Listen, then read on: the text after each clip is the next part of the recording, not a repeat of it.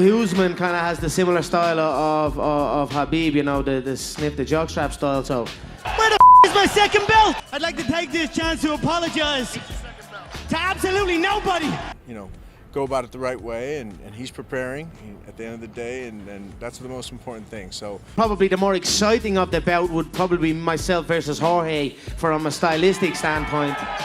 But certainly he's looking for a comeback in 2024, and obviously the Ultimate Fighter was fun to film.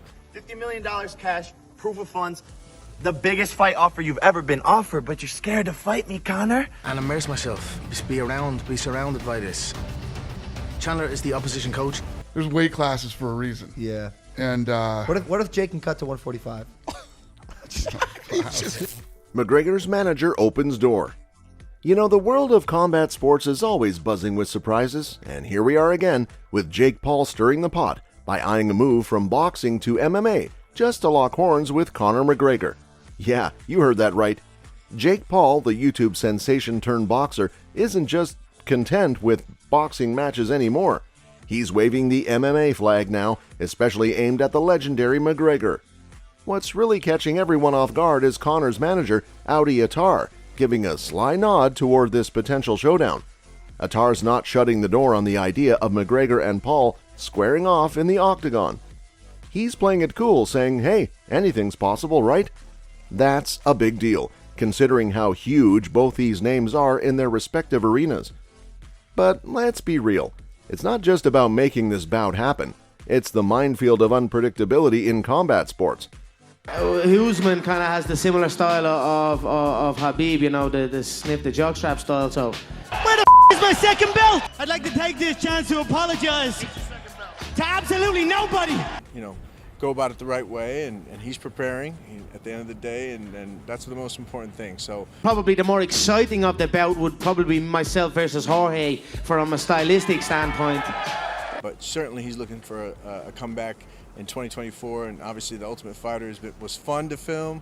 $50 million cash, proof of funds, the biggest fight offer you've ever been offered, but you're scared to fight me, Conor? Attar's hitting that nail on the head. I mean, we're talking about the fight game here. It's like trying to predict the weather in a hurricane. There's McGregor's comeback lined up, his UFC return against Michael Chandler, and then who knows what's next. It's like a roller coaster of surprises. Attar saying, look, McGregor's first got to handle his business in the octagon. Then and only then can we peek at what's on the menu. It's smart, really. He's not dismissing the idea outright, but keeping it real by acknowledging the twists and turns this fight game can take. So, buckle up, because whether it's Jake Paul stepping into the MMA scene or McGregor eyeing a potential showdown, this saga's far from over. Attar's leaving the door ajar, and in the world of fighting, that's enough to keep everyone on the edge of their seats. Who knows, maybe this could turn out to be the clash of titans that fans have been dreaming about. I'd love to fight myself if I really could. I mean, imagine the numbers that would do if there was two of me. One of the things everybody forgets, Conor McGregor was the most tested athlete when he was competing, and we're going about things the right way. I am honored. How good does that mean I must be? I didn't even grapple to get a brown belt. They haven't had the opportunity to kind of come back, so but the matchup between Conor and Chandler is really going to be something on its own. I visualize entering the contest unpredictable. Did that disrespected you that got you to dislike him? This is not a therapy session. Conor McGregor's return. Alright, so the MMA world has been buzzing with excitement because the notorious Conor McGregor is gearing up for a comeback. After that leg injury setback in 2021, everyone's been wondering when we'd see him back in the octagon. And guess what? It's happening.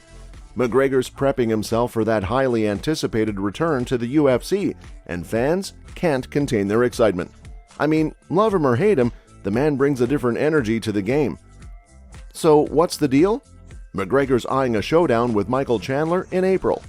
That's the plan, the big comeback fight that'll announce to the world that the Notorious is back in action. It's like a movie script, right? The hero gets knocked down, takes time to heal, and then comes back stronger than ever. And that's exactly what McGregor's aiming for. But hold up. Dana White, the big boss of UFC, he's dropped some nuggets of insight. He's given the green light on McGregor's readiness. That's huge. I mean, when Dana says it, you know it's real. He's hinting at a potential timeline for McGregor's return, saying the summer might just be lit up by the Irishman's presence back in the octagon. It's not just about McGregor stepping back in, it's the whole drama around it. His fights are events, not just matches. People clear their schedules, gather around screens, and the buzz goes through the roof. The McGregor effect, they call it. Love him or not, you can't deny he's a showman in that cage. So mark your calendars, because when McGregor steps into that octagon against Chandler, you bet it's going to be a spectacle. Whether you're a die-hard fan or a casual observer, you know this comeback is going to shake up the entire fight game. Dana White rejects co-promotion. Dana White, the bigwig at the UFC, isn't one to mince words, especially when it comes to co-promotions. He's making it crystal clear. There's no room for joint ventures with the Professional Fighters League when it comes to staging fights. This strong stance from White significantly dims the prospects of a potential Conor McGregor versus Jake Paul showdown under these conditions. This isn't the first rodeo for White when it comes to attempting cross-promotional fights. In the past, he's tried to orchestrate similar matchups, but those plans hit a dead end. Why? Well, it's mainly because the other parties involved weren't exactly jumping at the opportunity. Co-promotions are a rarity in the fight game, and getting everyone on board is like herding cats. You know, that's a guy not everybody's beating the door down to fight. So, yeah, we'll figure something out with him. They can say all they want, but they're up here, they're trying to talk like I'm trying to talk, they're rocking the suits and everything, you know what I mean? But there is only one. I'm looking for the absolute best in the world. These guys who have trained their whole life. Those are the fights, listen, those are the fights that publicly everybody says they'll take, but privately nobody wants to take them. It's an honor. Like, prize fighting is short. Get in, get rich, get out. Not an easy feat.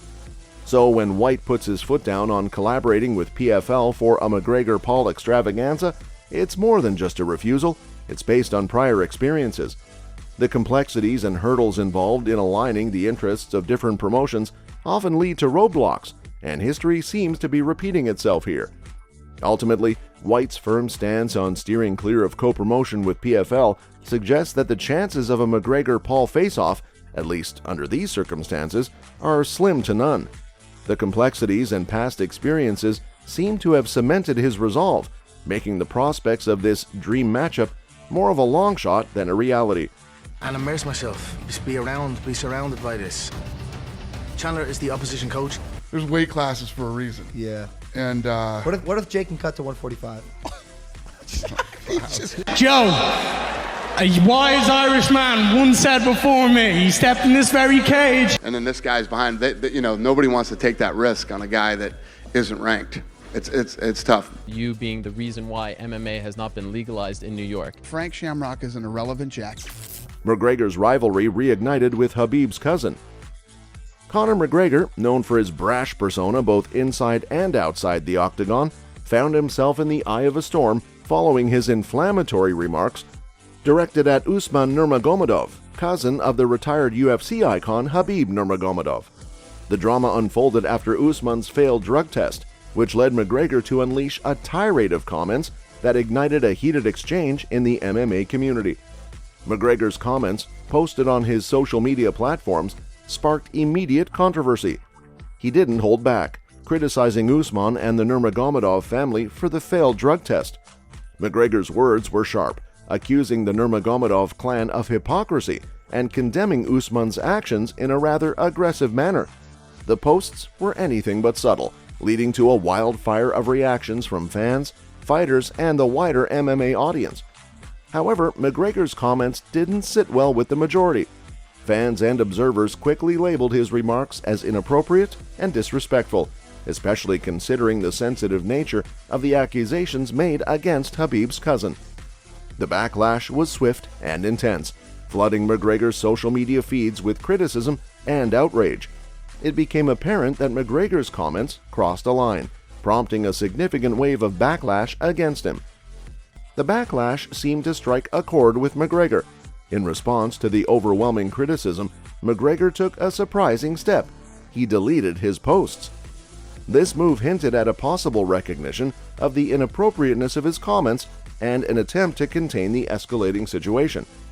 Deleting the posts was McGregor's way of dialing down the tension, but the impact of his words had already left a mark on the MMA community.